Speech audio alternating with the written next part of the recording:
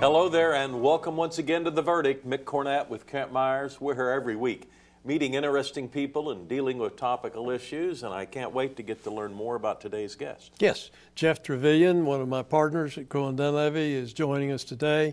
Jeff is a multi-talented person. He's both a CPA and a tax lawyer, and he does both civil and criminal work in those areas, and he has joined us about a year ago. We have not had him on before now, but wanted to introduce Jeff to our audience, and I think you will enjoy hearing about him, his background, his experiences, and what his hopes are for the future. Fascinating work, and it is tax time for most Americans, so maybe he'll give us some advice on that as well. Jeff Trevillion, today's guest in The Verdict. We'll be right back.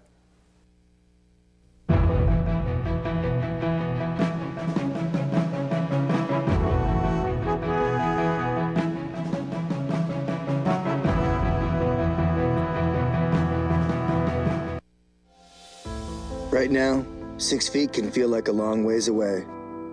But from 6 feet, we can still smile at each other. From our doorways and our stairways, from opposite sides of the street and opposite sides of the country. Through fear and frustrations, we can remind each other that we are still here for each other. Because we can still smile at each other. And we're not going anywhere. Military service ran in my blood, starting from my father, which joined the Navy. On the Chickasaw side, my uncle, which served in the United States Army. I'm Benjamin Espinosa, Chief Petty Officer, United States Navy, and I'm Chickasaw. I went to the Secretary of Defense's staff at the Pentagon in Washington, D.C., which ultimately led to becoming a combat support technician for Naval Special Warfare, specifically SEAL Team 10. I think to be proud and to love your tribe, to love being Chickasaw, you also have to love being American. You also have to love everything that America stands for: equality, perseverance, professionalism, and power. I want my family to know that their father is a good person, but also feels that he has an obligation to the country and to love this nation. Anything worth having is worth dying for. The military and the country owes me nothing. I owe it everything. See more stories about the Chickasaw people at profilesofanation.com.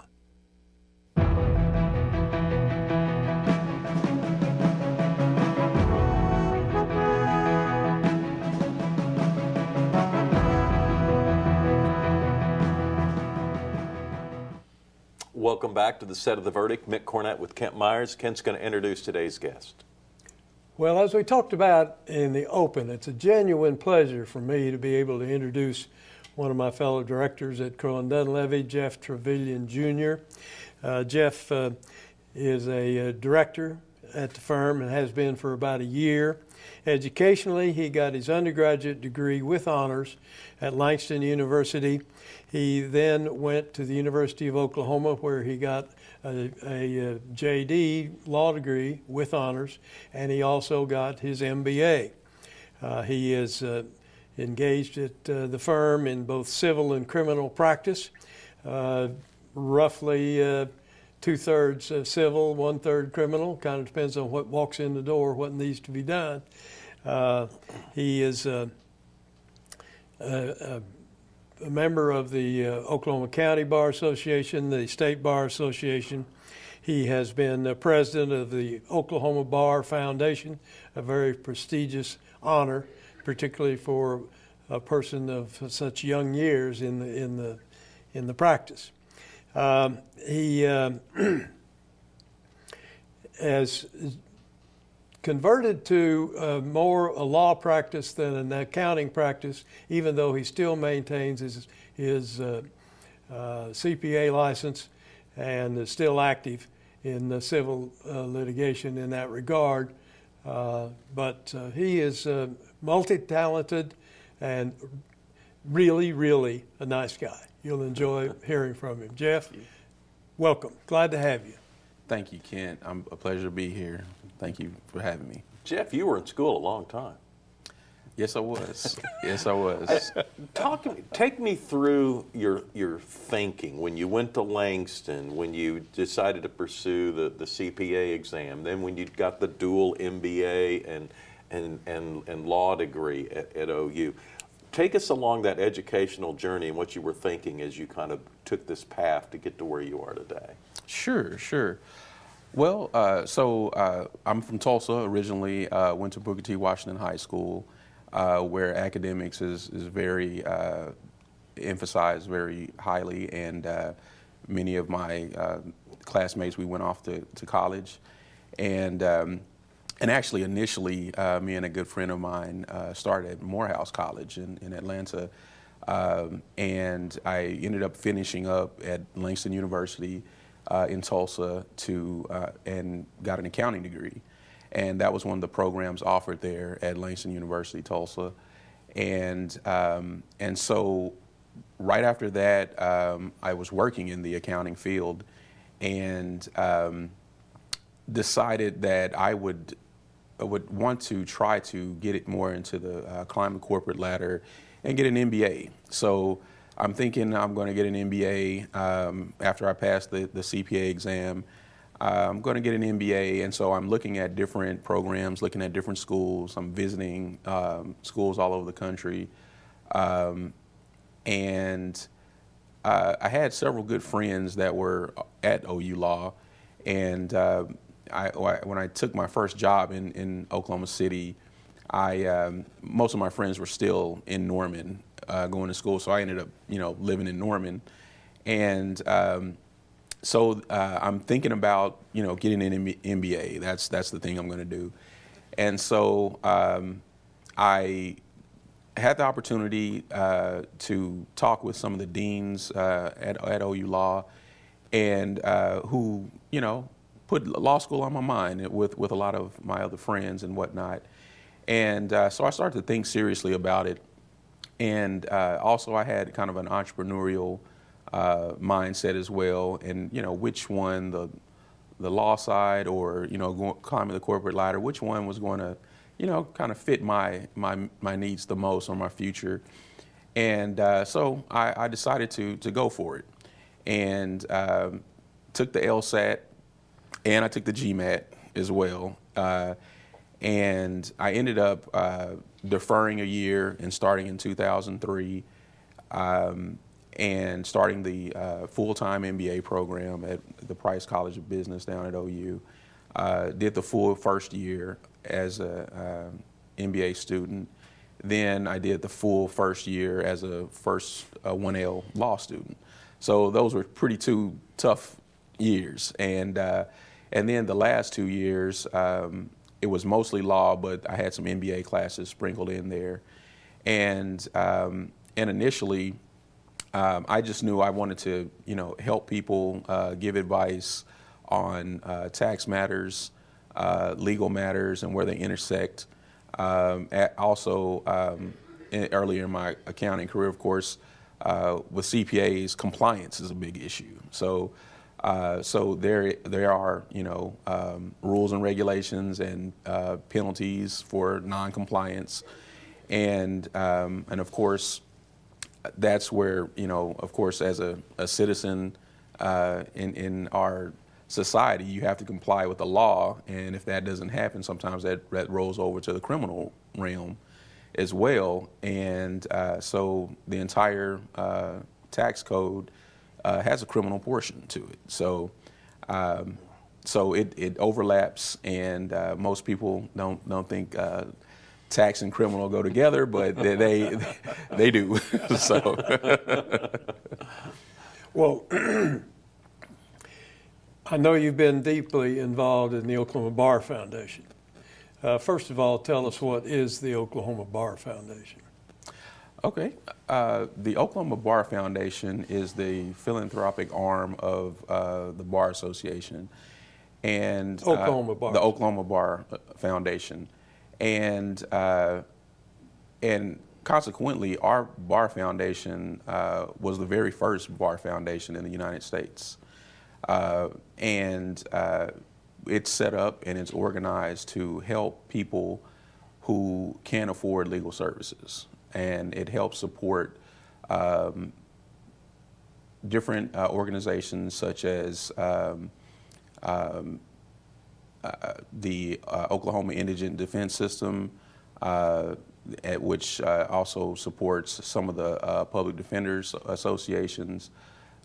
Legal Aid is a big recipient of funds from the Bar Foundation, and a lot of our revenue comes from the IOTA accounts that lawyers have to maintain trust money. And so we're authorized to distribute those funds and allocate those funds to help support our Oklahoma citizens who can't afford legal services. Yeah, Oklahoma Lawyers for Children, with which I'm involved, Yes. Has received funds from the foundation. Very grateful for it, by the way. Absolutely. Yes, we support Oklahoma Lawyers for Children and many other organizations that help support children, women in need, and more on the civil side to help people with evictions, minor civil matters, things like that, because everyone needs legal services whether or not they can afford them. You have been president of the Oklahoma Bar Foundation, have you not? Yes, sir. I was president of the Oklahoma Bar Foundation just 2 years ago. I just completed my past president session, but I was president of the Oklahoma Bar Foundation during its 75th year of existence, and which was a very it was a nice milestone for the Bar Foundation. Well, for our viewers that aren't familiar with the foundation, I can tell them that the Oklahoma Bar Foundation is a wonderful organization, widely thought of in very positive terms, and to be president of the association, as Jeff has been, is an unusually esteemed honor. It is quite a wonderful tribute to you to be elected to that position.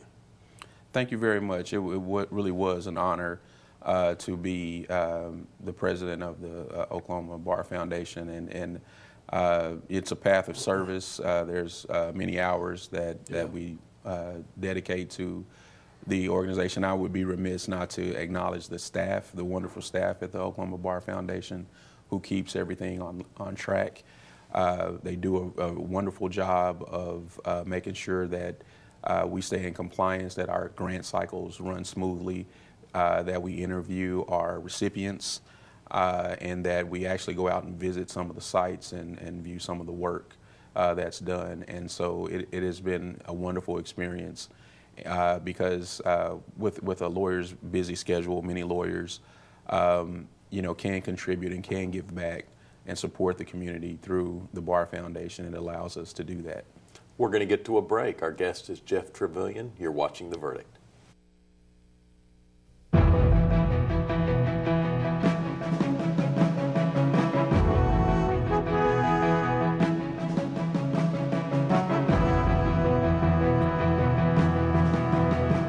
At Whitten Burridge, we're litigators. That's all we do. All of our clients, some sort of wrong has occurred to them. We try to right that wrong. Corporate America, they have all the power. It's sort of like going against an army. I like helping the underdog. That's what gets me up out of bed every day. Our success rate is phenomenal, but that's not all they get. We care about people. I'm very proud of what we've been able to do for our clients, and I'm looking forward to what we're going to do in the future. There's still a lot of wrongs that need to be righted. OU Law has a history and heritage that are unparalleled. At the University of Oklahoma College of Law, we empower our students to pursue the career of their dreams. We have the highest U.S. News ranking ever achieved by an Oklahoma law school. We are the first law school in the country to launch a college-wide digital initiative. And this year, our competition teams rank #2 in the nation. OU Law, generations of excellence, limitless possibilities. When I came to work for the ODVA, I started realizing the opportunity to take care of veterans. It's a powerful thing when you realize that you are taking care of people that made history. Working here is a calling. It's really, really important that they don't just come here to exist. We want to give them meaning to their lives. We try to make life happy and meaningful and fulfilled for our veterans.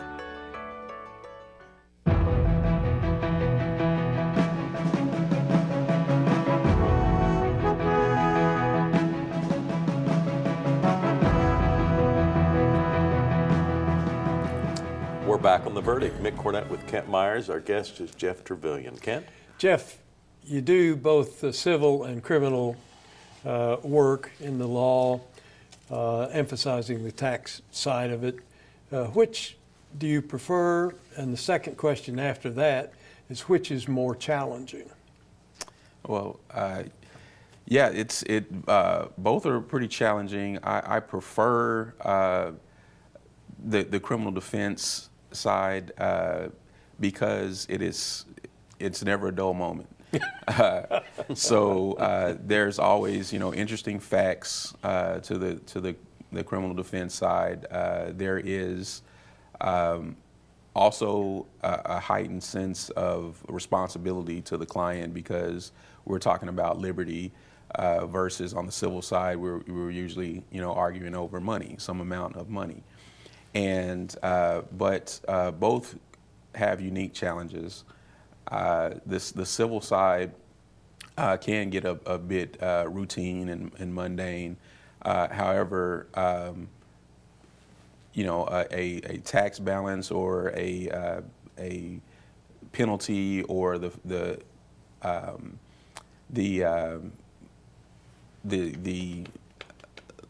possible liability or challenge or penalty to be for a person to have their property liened against or taken or foreclosed by the IRS or some other agency is very serious as well. But the part that I enjoy of the civil tax is the tax controversies portion. And that is when a person or a company has an actual dispute with the IRS or the Oklahoma Tax Commission or some other government agency. And so the dispute portion it presents unique challenges similar to the criminal side because every factual situation is a bit different. And so we look at that and try to figure out which facts are best for our clients.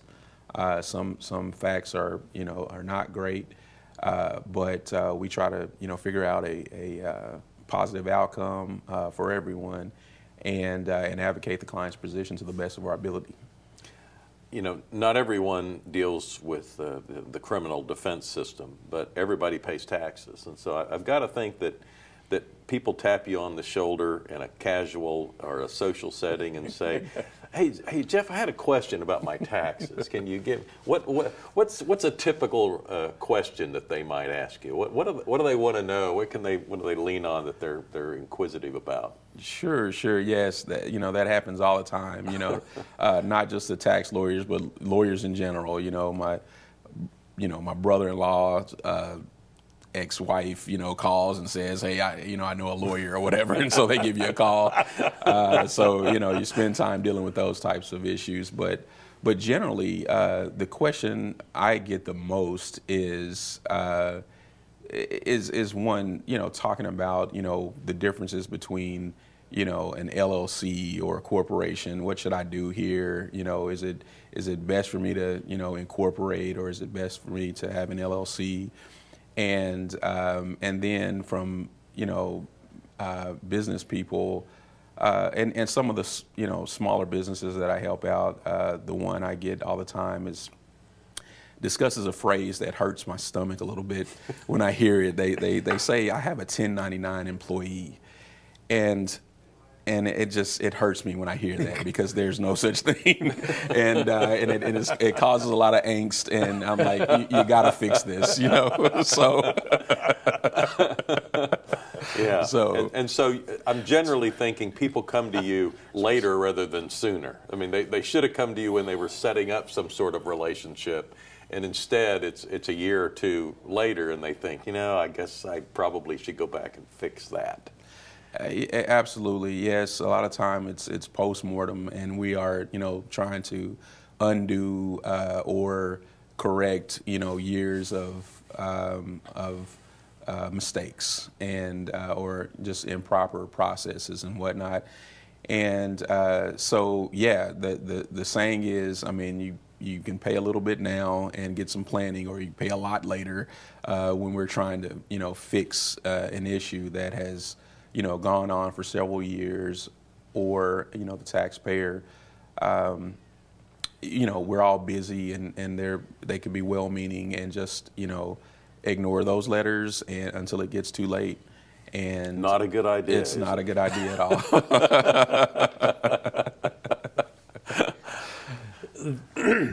Yeah, the IRS may be slow getting back to you, but they don't forget about you. That's right. That's right.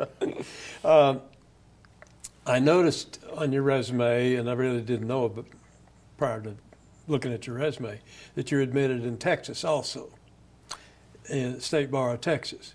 How did that come about? Yes, sir. Well, our neighbors to the south, they need, good help as well. So, when I was in practice, in private practice, in my own firm, I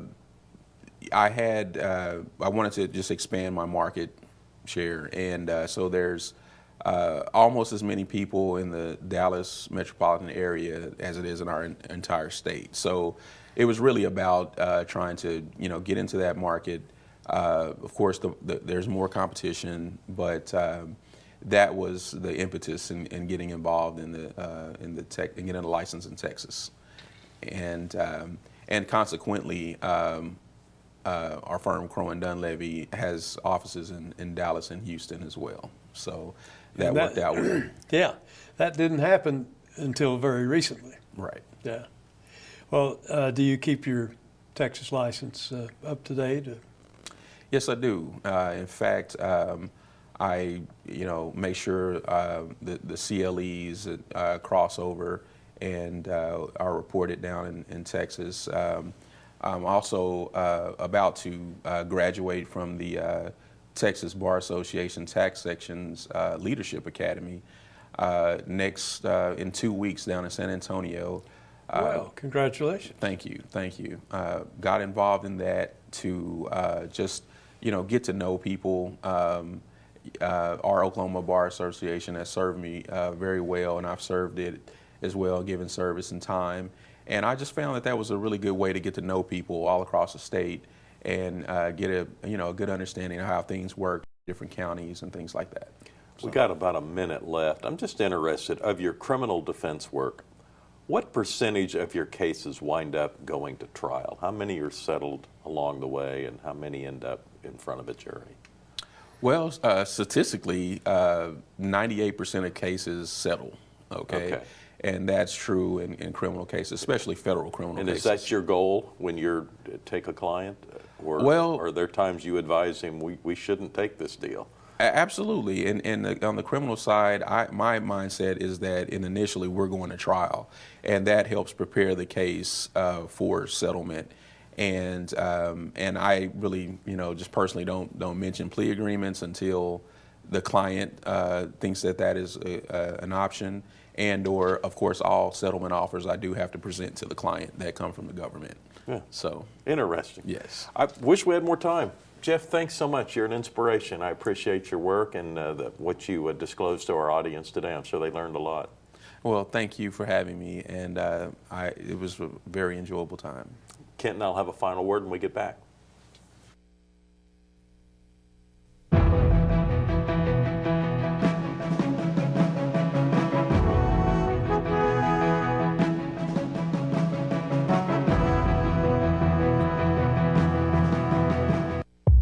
This is the epidemic of my generation. This is my HIV. This is my Black Plague.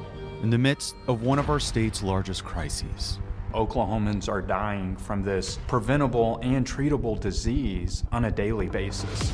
We believe there's hope. That little pill will cause destruction through your whole life. Watch the entire award-winning 9-part docuseries Killing Pain, made available by Fighting Addiction Through Education at killingpain.com. It used to be okay in teachers' lounges. It used to be okay in maternity wards. It was okay in sporting arenas, college campuses, and office spaces. But now that we understand the deadly dangers of secondhand smoke, that's not okay anymore. So why is it okay that thousands of employees are exposed to it every day at work? Bottom line, it's not okay. Let's protect hardworking Oklahomans. Join the fight at stopswithme.com.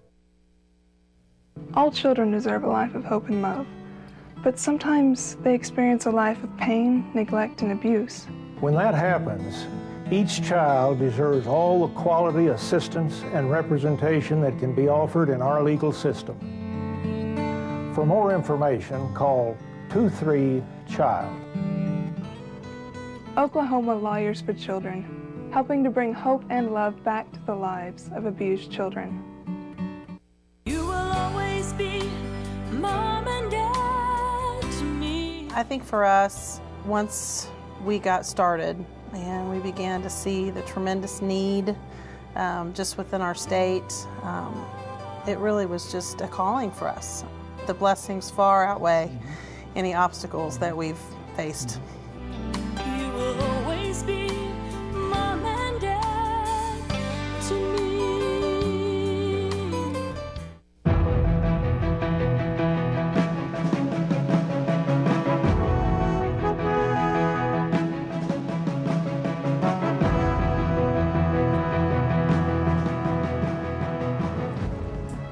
Welcome back to the set of The Verdict. Our guest has been Jeff Trevillion today. Yeah, Jeff is a fine young man, really